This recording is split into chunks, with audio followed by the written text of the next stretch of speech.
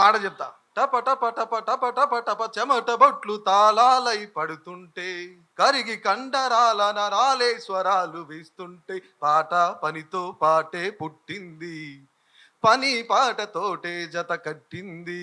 ఈ పాట పాడడానికి ఒక కారణం చెప్తా నేను. ఆనాడు పనితో పాటే పాట పుట్టింది. ఈనాడు నిరంకుశత్వ పాలనను ఎదిరించడానికి, వ్యతిరేకించడానికి ఈ జర్నలిస్టులు అందరూ ఉన్నారు. రైట్. ఖచ్చితంగా ఈ జర్నలిస్టులు రానున్న రోజుల్లో అవార్డ్స్ ఫంక్షన్లో అల్లు అర్జున్ ఒక డైలాగ్ చెప్పారు. గుంట గంగమ్మ జాతరలో రప్పా రప్పా అనేది డైలాగ్ చెప్పారు. ఖచ్చితంగా వచ్చే ఎన్నికల్లో ఇలాంటి యూట్యూబ్ జర్నలిస్టులే, డిజిటల్ మీడియా వారియర్సే డెఫినెట్లీ రప్పా రప్పా పట్టు గుంజుతారు. వాళ్ళందరికీ కూడా ప్రజలే తోడుంటారు. ఖచ్చితంగా ఇక్కడి నుంచే మొదలవుతుంది ఈ పతనం. ఎందుకంటే అన్న పృథ్వన్న 80 నియోజకవర్గాలు, 12 పార్లమెంట్లో ఇవన్నీ కూడా సర్వే చేసినాం.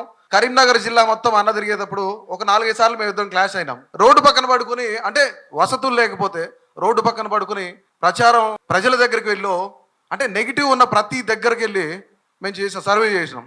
సో అలాంటిది ఈరోజు పల్లా కొట్టాలనిపిస్తుందని చెప్తున్నారు. ఈరోజు మీరు మాట్లాడే భాష, మీరు మాట్లాడే మాటలు ఇవన్నీ నిజంగానే వచ్చే ఎన్నికలు ఖచ్చితంగా గత ప్రభుత్వం మీద వ్యతిరేకత ఉండబట్టే దించి జస్ట్ పక్కన కూర్చోబెట్టారు అంతే. బట్ పల్లా కొట్టడం అనేది గ్యారంటీ. అది మీ దగ్గర నుంచే మొదలవుతుంది, మీ ప్రభుత్వం నుంచి మొదలవుతుంది. నిజంగా శంకరన్న, ఈ కాలు నాదే, ఈ కాలు నాదే, నా కాలు మీద నేను వేసుకుంటే తప్పేమే అని రేపు పొద్దున మళ్ళీ రేవంత్ రెడ్డిని వేసుకున్న జర్నలిస్ట్ అని చెప్పి మళ్ళీ తమ్నేలు పెట్టగాయి, మళ్ళీ నన్ను ఎత్తుకుపోతారు. రైట్. ఖచ్చితంగా ఇక్కడికి వచ్చిన జర్నలిస్ట్ అందరికీ చాలా ధన్యవాదాలు. కానీ ఒకటి మాత్రం, అందరూ ఐక్యమత్యంగా ఉందాం, కలిసి ఉందాం. ఇలాంటి అన్న పృథ్వీ అన్న, మాయిపాలన్న, ఇలాంటి వాళ్ళందరూ, సీన్ అన్న, ఇలాంటి వాళ్ళందరూ వచ్చారు కదా, వీళ్ళ సూచనలతో మనం ముందుకెళ్తాం. డెఫినెట్లీ ఇంతటితో నేను ముగిస్తున్నాను. డిజిటల్ మీడియాని ఉద్దేశించి ఏ భాష మాట్లాడిండో మనందరం చూసినాం. సరే, ఆ భాష సందర్భం వచ్చినప్పుడు మనం కూడా మాట్లాడే ప్రయత్నం చేద్దాం. కానీ దయచేసి మీడియా మిత్రులందరికీ రిక్వెస్ట్ చేస్తూ ఉన్నా, ఈ వేదిక ద్వారా నేను కోరుకుంటా ఉన్నా, రేవంత్ రెడ్డి అనేటోడు ఒక మంచి అవకాశం మనందరికీ కల్పించిన నేను భావిస్తా ఉన్నాను. ఎందుకంటే ఇంతమంది డిజిటల్ మీడియా మనం ఎక్కడ కూడా కలవలేదు. మన పైన ఆయన కామెంట్లు చేసిన నేపథ్యంలో ఒకే ఒక్క మెసేజ్ తోటి ఇక్కడికి వచ్చిన ప్రతి ఒక్కరికి ప్రత్యేక ధన్యవాదాలు తెలియజేస్తా ఉన్నా. ముఖ్యంగా తెలంగాణ ఉద్యమకారుడు క్రాంతిదల్ పృథ్వీరాజ్ అన్నకు, కాలోజీ టీవీ సీఈఓ దాసరి సీనన్నకు, వైఆర్ టీవీ సీఈఓ రంజిత్ అన్నకు, పిఎంఆర్ టీవీ సీఈఓ మైపాల్ అన్నకు, తెలంగాణ వెలుగు రాజన్నకు, E96 సంతోష్ అన్నకు, అనిల్కు. ఇంకెవరన్నా మర్చిపో దయచేసి క్షమించండి. ఎవరైనా ఇంకా మాట్లాడేది ఉంటే మీడియా మిత్రులు దయచేసి రేవంత్ రెడ్డి కామెంట్ల పైన మనం ఏం చేస్తే బాగుంటుందో దయచేసి ఒక 2 నిమిషాలు మాట్లాడే ప్రయత్నండి. ఆ తర్వాత దాసరి సీన్ అన్న, పృథ్వీరాజ్ అన్న మళ్ళీ మాట్లాడే ప్రయత్నం కూడా చేస్తారు. గౌరవనీయులైనటువంటి ముఖ్యమంత్రి గారు ఇదే వేదికగా డిజిటల్ మీడియా సోదరులందరినీ కించపరుస్తూ చేసినటువంటి ఉచితమైనటువంటి వ్యాఖ్యని ఖండిస్తూ, ఇంతమందిగా ఇక్కడికి వచ్చేసినటువంటి నా తోటి మీడియా సోదరులందరికీ, సోదరిమణులందరికీ నా హృదయపూర్వక స్వాగతం, ఉద్యమాభివందనాలు తెలియజేస్తున్నా. అదేవిధంగా ఈ యొక్క కార్యక్రమానికి మనకు అందరికీ అండగా నిలవడానికి కంకణం కట్టుకుని వచ్చినటువంటి జేఏసీ నిరుద్యోగులందరికీ, ప్రత్యేకంగా దాసరి సీనన్న గారికి, తెలంగాణ క్రాంతిదల్ వ్యవస్థాపకులైనటువంటి పృథ్వీరాజ్ అన్న గారికి, పెద్దలందరికీ కూడా నా యొక్క హృదయపూర్వక ధన్యవాదాలు. అయితే ఇక్కడ నేను ప్రత్యేకంగా చెప్పదలుచుకున్నది ఏంటంటే, ముఖ్యమంత్రి రేవంత్ రెడ్డి గారు ఇప్పుడు అధికారంలో ఉన్నారు. మీరు అధికారంలోకి రావడానికి మీరు గతాన్ని మర్చిపోయి ఉండొచ్చు, కానీ మీ కూతురి లగ్గం పెట్టుకున్నప్పుడు, మిమ్మల్ని అరెస్ట్ చేసినప్పుడు ఆ యొక్క సన్నివేశాన్ని చిత్రీకరించింది మా కెమెరామెన్స్, మా రిపోర్టర్స్. దాన్ని బహిర్గతంగా ప్రజానికానికి తెలియజేసి, అయ్యో ఒక కన్న కూతురి కళ్యాణం జరుగుతున్నటువంటి సందర్భంలో అధికార దాహంతో ఉన్నటువంటి గత ప్రభుత్వం నియంత పాలనతో తనని అరెస్ట్ చేసి బంధించి మెడలు పట్టి తీసుకుపోతున్నటువంటి దృశ్యాన్ని కూడా బంధించి ఈ తెలంగాణ రాష్ట్ర ప్రజలకు చూపించింది కూడా మా డిజిటల్ సోదరులే అనే సంగతి మీకు మరొకసారి గుర్తు చేస్తున్నా.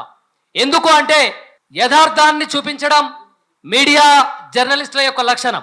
ప్రభుత్వానికి ప్రజలకు మధ్య వారధిగా పనిచేస్తాం తప్ప ఎవరికి ఏ ఒక్క పార్టీకి కొమ్ము కాసేటువంటి రక్తం మా మీడియా సోదరుల రిప్రజెంటేటివ్ చేస్తున్నటువంటి జర్నలిస్టులకు కావచ్చు, యాంకర్లకు కావచ్చు, సోషల్ మీడియా వారియర్స్ కావచ్చు, ఎవరు కూడా స్వలాభం కోసం కాదు.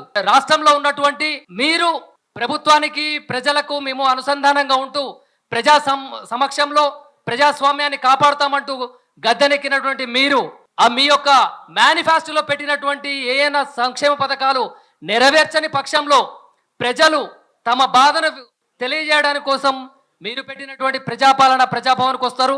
వారి గొంతుక వినిపించే ప్రయత్నమే తప్ప కక్షపూరితంగా మీ మీద మాకు ఎలాంటి కక్ష ఉండదు. పగా ప్రతీకారాలు తీర్చుకునేటువంటి ధోరణి మాకైతే ఏ కోణంలో కూడా ఉండదు.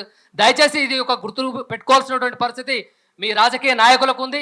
ఇంకొకటి ప్రత్యేకంగా నేను చెప్పదలుచుకుంది ఏంటంటే, మీరు ఒక ఉన్నతమైనటువంటి పదవిలో ఉన్నారు, అధికారంలో ఉన్నారు. మీరు మంత్రులా ముఖ్యమంత్రులా ఏందో అనేది నాకైతే అర్థం కాదు. చాలా సందర్భాల్లో నేను చూశాను.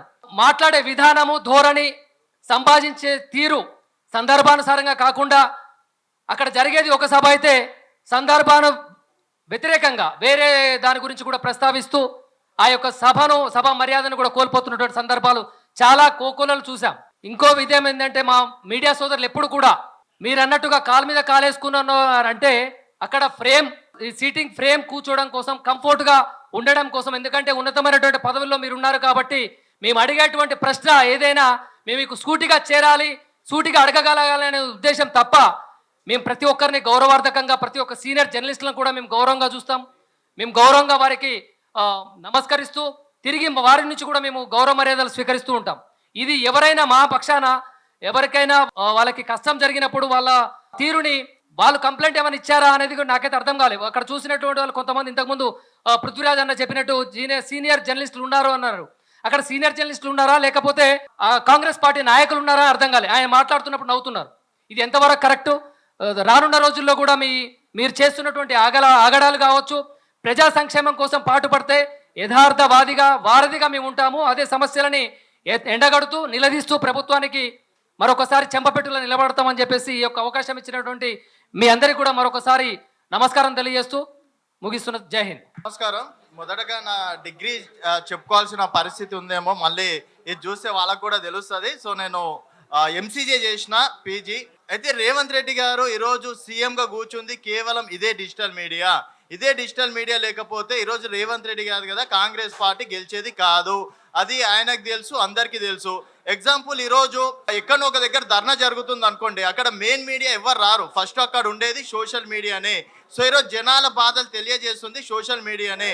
సో మరి నాకు తెలిసిన కాడికి ఏంటంటే సోషల్ మీడియా ఎంత యాక్టివ్గా అయిపోయింది, రేపు మళ్ళీ మన ప్రభుత్వాన్ని ఏడ కూల్చేస్తారో, సో వీళ్ళని ఈ విధంగా ఇబ్బందులు పెడితే బాగుంటుంది అని చెప్పేసి ఆయన మనసులో అనుకుంటుండో ఏందో, లేకపోతే సోషల్ మీడియా అనేది లేకుండా చేస్తే నాకు ఎవరు ఎదురు చెప్పరు, ఉన్న ఛానల్స్ని కొన్ని ఛానల్స్ని మనం కొనేస్తే మన గుప్పిట్లో ఉంటాయి కాబట్టి మనం ఎంచాక ఇంకో 5 సంవత్సరాలు రావచ్చు అని చెప్పేసి ఆయన మనస్సాక్షిగా అనుకుంటున్నట్టుండు. సో 10 మందిని నిర్బంధించవచ్చు, 20 మందిని నిర్బంధించవచ్చు, కానీ వందలాది మందిని నిర్బంధించలేము. ఒక మెసేజ్ తోటి ఈరోజు 40-50 ఛానల్స్ వచ్చినాయంటే ఇంకా గట్టిగా అనుకుంటే ఈరోజు మరి ఆయన ప్రభుత్వం ఎక్కడుంటుందో ఆయన అర్థం చేసుకోవాల్సిందిగా కోరుకుంటున్నాం. ఇంకోటి, సీనియర్లకి జూనియర్లకి సంస్కారం ఇచ్చే రెస్పాన్సిబిలిటీ అయితే ఇక్కడ ఉన్న వాళ్ళందరికీ ఉంది. ఎందుకంటే ఇక్కడ మినిమం డిగ్రీ చదివిన వాళ్ళు ఉన్నారు. సో మరి డిగ్రీ చదివిన వాళ్ళకైతే ఇది అర్థమవుతుంది, మరి ఆయన చదివిండో లేదో తెలియదు. సో ఇదే సోషల్ మీడియా నుంచి నేను గతంలో ఆయనని ఇంటర్వ్యూ కూడా చేసినటువంటి పరిస్థితి. అప్పుడు కూడా నేను యూట్యూబ్ ఛానల్ నుంచి నేను వారిని ఇంటర్వ్యూ కూడా చేసిన. మరి అప్పుడు యూట్యూబ్ ఛానల్ అని గుర్తుకొచ్చిందా లేకపోతే మెయిన్ స్ట్రీమ్ అని చెప్పేసి నాకు ఇంటర్వ్యూ ఇచ్చిందా అనేది నిన్న నైట్ నాకు నేను వేసుకున్నటువంటి క్వశ్చన్. సో దయచేసి సోషల్ మీడియా జోలికి వచ్చిన వాళ్ళు ఈరోజు ఎక్కడున్నారో కూడా చూస్తున్నారు. మరి మీరు కూడా అలాంటి తప్పు ఇంకోసారి చెయ్యొద్దని చెప్పేసి మనస్ఫూర్తిగా కోరుకుంటున్నాం. Thank you. జై హింద్.